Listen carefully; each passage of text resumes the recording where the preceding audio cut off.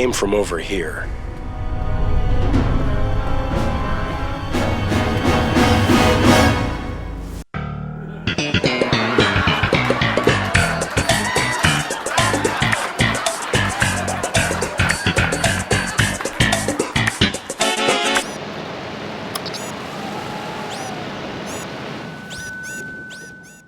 This is the new face of cooperative gaming, with mechanics that rival even the most complex of Vectrex titles. I'm kidding, of course, because those of you who actually bothered to look up the game before buying into the marketing hype will recall how the makers themselves describe it as a single-player action game with cooperative gameplay elements. Yep, they described it as a single-player action game. Single player. Allowing two people to control Kirk and Spock. Wait. That's it. That's all there is to the cooperative element. Yep, the cooperative element is exactly that, a single-player experience with the option of waiting for your idiot friend to get his arse into gear and help you pry open doors. But I'm being unfair. Why? Because people are dicks. Everyone's being unfair. I'm not rolling with this intro because I don't like Star Trek. It's quite the opposite. I really enjoyed Star Trek. I played it 10 hours straight from start to finish. It's a game that knows what it is, and somewhere between marketing hype and release, I have a feeling everyone's just gotten a little jaded. Or maybe I'm just a massive fucking Star Trek fanboy, that's entirely up to you. But in the immortal words of Kenneth Lindembaum, yeah, works fine for me.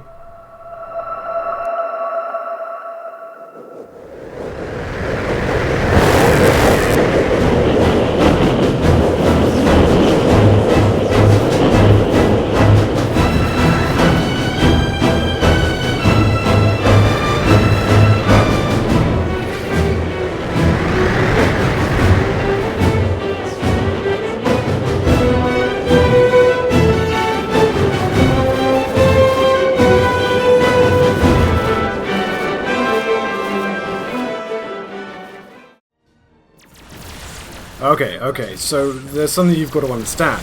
It's not that I don't empathise with those affected by the US release, I really do. I covered the story and I criticised it in another recent article about the quality of AAA titles at the moment. The thing is, I received my review code on the UK launch date, when all the problems were fixed. I'm reviewing the Star Trek that I played from our launch date. If you want a review of how the game played a week ago, you can go elsewhere.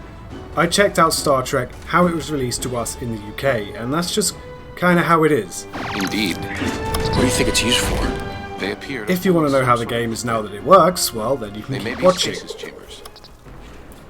It's true that Star Trek has all the hallmarks of a generic third-person cover shooter, but then so did Tomb Raider. In fact, Tomb Raider was a game so stripped of any character that it was basically a greatest hits album of iterative mechanics, with the plot of Lost, in which we learn how a fragile and timid 20-year-old learnt to go from squeamish to mass murderer in less time than it takes to light a cigarette. Yeah, there's an argument floating around which suggests that all movie license games are terrible, from the same people who lament the cancellation of Star Wars 1313. So, Star Wars is allowed good games, but Star Trek isn't.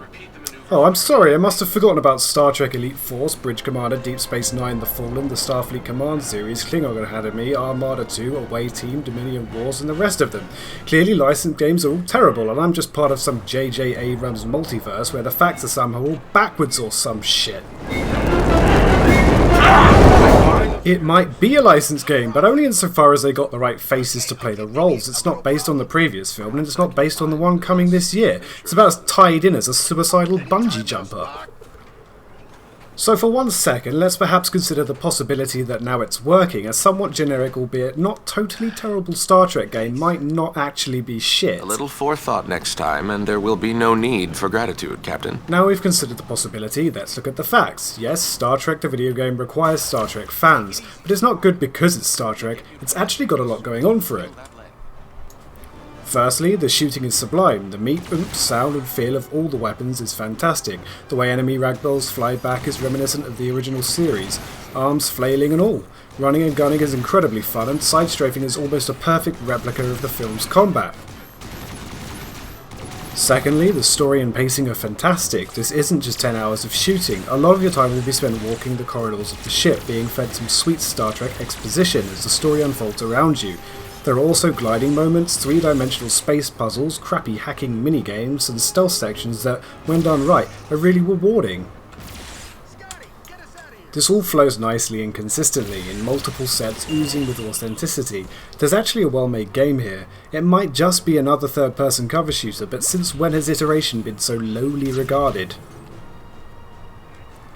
At this point, you're probably thinking, when the fuck is this British douchebag going to mention the bugs? Well, actually now.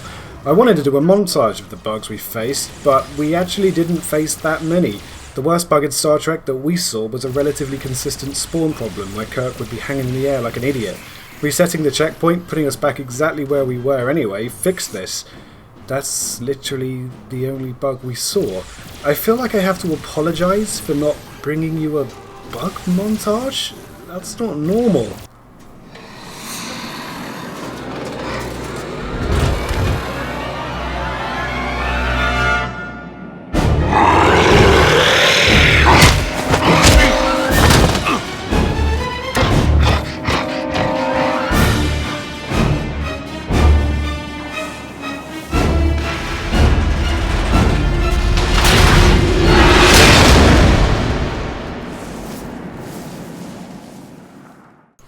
And to those of you who think that Digital Extremes are paying me to say that, well, the game's creative director stopped following me on Twitter over 2 months ago.